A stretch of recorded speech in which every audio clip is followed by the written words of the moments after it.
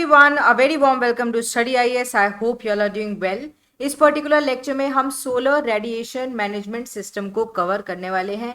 देखेंगे इसके अंदर क्या क्या होता है, एटमॉस्फेयर के बिहाफ पर क्या क्या चेंजेस हमें देखने को मिलेंगे, ओवरऑल अर्थ में क्या क्या चेंजेस आएंगे, क्या इसके इफेक्ट्स होंगे, क्या पॉजिटिव्स हैं क्या नेगेटिव्स हैं, सब हम यहाँ पर कवर करेंगे। स्टार्ट करते हैं अपने आज के लेक्चर को, पर उससे पहले आप सब अकेडमी के साथ जुड़कर अपनी तैयारी को स्टार्ट कर सकते हैं। वेरियस बैचेस के अंदर आप एनरोल कर सकते हैं। एक बात याद रखना, AMS लाइव इस पर्टिकुलर कोड का अगर आप इस्तेमाल करते हैं किसी भी कोर्स को लेते टाइम तो आपको एक्स्ट्रा बेनिफिट मिल जाएगा। तो चाहे आप प्रतिज्ञा बैच में ही क्यों ना आप कोर्स ले रहे हो तो आप यहाँ पर इसको ज़रूर इस्तेमाल करिएगा। ऑल्सो ऑप्शनल की तैयारी आप अनअकैडमी के साथ जुड़कर कर सकते हैं। अनअकैडमी अल्ट्रा कॉम्बैट टेस्ट होने वाला है 9 जुलाई को सुबह 11 बजे। 1 घंटे का टेस्ट होगा, 50 क्वेश्चंस आपको कवर करने होंगे। अगर आपके अच्छे कहीं ना कहीं रिजल्ट आती हैं, अच्छी कहीं ना कहीं आपकी रैंक आती है, 90% तक स्कॉलरशिप भी आपको मिल सकती है। तो ज़रूर इस टेस्ट को देना। चलो अब देखो, ये हम इसलिए डिस्कशन में ले रहे हैं इस पर्टिकुलर सिस्टम को या टेक्नोलॉजी को क्योंकि यूनाइटेड स्टेट्स कंसिडर कर रहा है कि इस पर्टिकुलर टूल का इस्तेमाल करें जिसको कहा जाता है सोलर रेडिएशन मैनेजमेंट। नाम से ही आपको पता चल रहा है जो सोलर रेडिएशन होती है उनके साथ छेड़खानी कहीं ना कहीं करने की कोशिश करी जा रही है जिससे ग्लोबल वार्मिंग को एड्रेस किया जाए। In a recent White House report various activities were proposed जिसे इंप्लीमेंट किया जा सके इस पर्टिकुलर टेक्नोलॉजी को। इसके अंदर देखो बहुत सारी चीजें होती हैं। ये टेक्नोलॉजी भी ऐसी नहीं है कि सिर्फ एक ही मेथड के थ्रू आप इसको लेकर आ रहे हो। कुछ यहाँ पर स्पेस सनशेड्स को इस्तेमाल करते हैं जहाँ पर मिरर्स का इस्तेमाल होता है स्पेस के अंदर। उसके बाद कुछ क्या करते हैं, स्ट्रेटोस्फेरिक एरोजोल इंजेक्शन का इस्तेमाल करते हैं। इसमें इंजेक्शन किया जाता है सल्फेट एरोजोल्स का इनटू द स्ट्रेटोस्फेयर एंड उसके बाद कहीं ना कहीं सोलर रेडिएशन को मैनिपुलेट करने की कोशिश करी जाती है। फिर brightening marine clouds to reflect the sunlight into the space, ये सब मेथड्स हैं जो कि SRM के अंदर इंक्लूडेड होते हैं।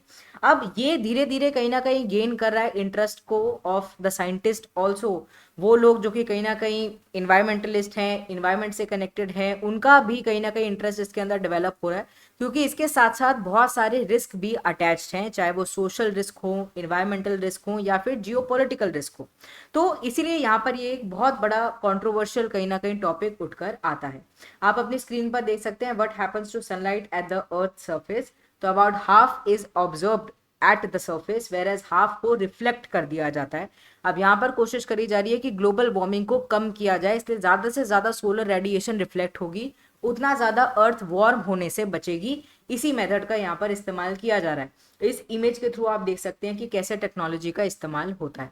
अब देखो, SRM involves reflecting a small fraction of sunlight back into the space as a means to contract या फिर counteract the global warming. And यहाँ पर इसी के थ्रू होता है। And transparency, engagement, risk management, इसके साथ सही ना कहीं कोशिश करी जा रही है कि रिसर्च को लेकर आया जाए इस पर्टिकुलर फील्ड के अंदर। अब यहाँ पर क्या हो रहा है, USA के अंदर बिडेन एडमिनिस्ट्रेशन कहीं ना कहीं इस चीज़ को एड्रेस कर रही है कि जो अर्थ है वो बहुत जल्दी वार्म अप हो रही है एंड ये हमारे लिए ही नेगेटिव जाएगा। तो क्या करना चाहिए, कोशिश करनी चाहिए कि जितना ज़्यादा हम कहीं ना कहीं रिड्यूस कर सके एमिशंस को उतना ज़्यादा हमारे लिए बेनिफिशियल रहेगा। इंक्रीज करना होगा रेजिलियंस को, ऑल्सो इन्वायरमेंटल जस्टिस को और भी ज़्यादा एडवांस करना होगा, एनर्जी सिक्योरिटी की तरफ आगे मूव ऑन करना होगा। ऐसे इनिशिएटिव लेने होंगे जो कि एनर्जी की सिक्योरिटी का ध्यान में रखते हुए कहीं ना कहीं आगे बढ़े, इन्वायरमेंट को कंसिडर करें। ऐसा नहीं कि इन्वायरमेंट पर भी नेगेटिव इम्पैक्ट हो रहा है, ऑल्सो हमारे ऊपर भी नेगेटिव इम्पैक्ट हो रहा है ना। तो इन सब का इस्तेमाल किया जाएगा। SRM टेक्नोलॉजी ऐसी ही है एंड इसको इसलिए बात करी जा रही है। ऑल्सो देखो, ये ऐसी टेक्नोलॉजी है जो कि अभी इवॉल्व हो रही है। इसके थ्रू माना कि सोलर रेडिएशन में चेंजेस लाने की कोशिश करी जा रही है, दो not in the composition but जितना वो अर्थ के अंदर आ रहा है, जितना वो रिफ्लेक्ट होगा उसको चेंज किया जा रहा है। बट इसके नेगेटिव इम्पैक्ट्स भी बहुत सारे हमें देखने को मिलेंगे। Socio economic factors and potential risk यहाँ पर आप देख सकते हैं। पोटेंशियल रिस्क यही है, कुछ कल्चरल हैं, कुछ मॉरल हैं, कुछ एथिकल हैं। ऑल्सो यहाँ पर यह बताया जा रहा है कि इसकी वजह से प्रेसिपिटेशन पैटर्न्स में चेंज आ सकता है, स्ट्रेटोस्फेरिक टेम्परेचर में कहीं ना कहीं चेंज आ सकता है, ओजोन की अमाउंट में डिफरेंस हमें कहीं ना कहीं देखने को मिल सकता है, सी लेवल एकदम से राइज हो सकता है, ओशन एसिडिफिकेशन जो कि पहले एक बहुत बड़ी प्रॉब्लम है, जितने भी जो मरीन एनिमल्स हैं उससे पहले ही परेशान है, तो ये एक बहुत बड़ा इशू उठकर आ सकता है। फिर प्रोडक्टिविटी का इशू है, टेरेस्ट्रियल वेजिटेशन पर डायरेक्टली या इनडायरेक्टली इम्पैक्ट पड़ सकता है, क्योंकि देखो टेरेस्ट्रियल वेजिटेशन का मतलब ये है कि जो क्रॉप्स हैं, जो भी हम उगा रहे हैं, कहीं ना कहीं वो सनलाइट के ऊपर डिपेंडेंट होते हैं। अगर हम सोलर रेडिएशन को थोड़ा बहुत भी चेंज करने की कोशिश कर रहे हैं, कम ज़्यादा करने की कोशिश कर रहे हैं, तो क्रॉप्स पर भी डायरेक्टली असर होगा। उसके बाद कोरल रीफ्स के ऊपर असर होगा, बायोडाइवर्सिटी के ऊपर, क्रॉप प्रोडक्शन के ऊपर, ऑल्सो इकोसिस्टम के ऊपर। पर अभी क्या है, इसके ऊपर रिसर्च हो रही है। व्हाइट हाउस भी रिपोर्ट्स को लेकर आ रहा है, रिसर्च को लेकर आ रहा है। फिर उसी के बाद कंसिडर किया जाएगा कि इन मेथड्स को इन रियलिटी प्रॉपरली कैसे लाना चाहिए भी कि नहीं लाना चाहिए। तो इसके ऊपर अभी भी बहुत सारे डिस्कशंस बाकी हैं, बट यूपीएससी के पॉइंट ऑफ व्यू से हमारे लिए इंपॉर्टेंट था कि ये पर्टिकुलर टेक्नोलॉजी है क्या, सोलर रेडिएशन मैनेजमेंट टेक्नोलॉजी है क्या। आई होप आपको ये वीडियो इन्फॉर्मेटिव लगी होगी। लाइक का बटन दबा देना, also share it with your friends. Bye bye, take care.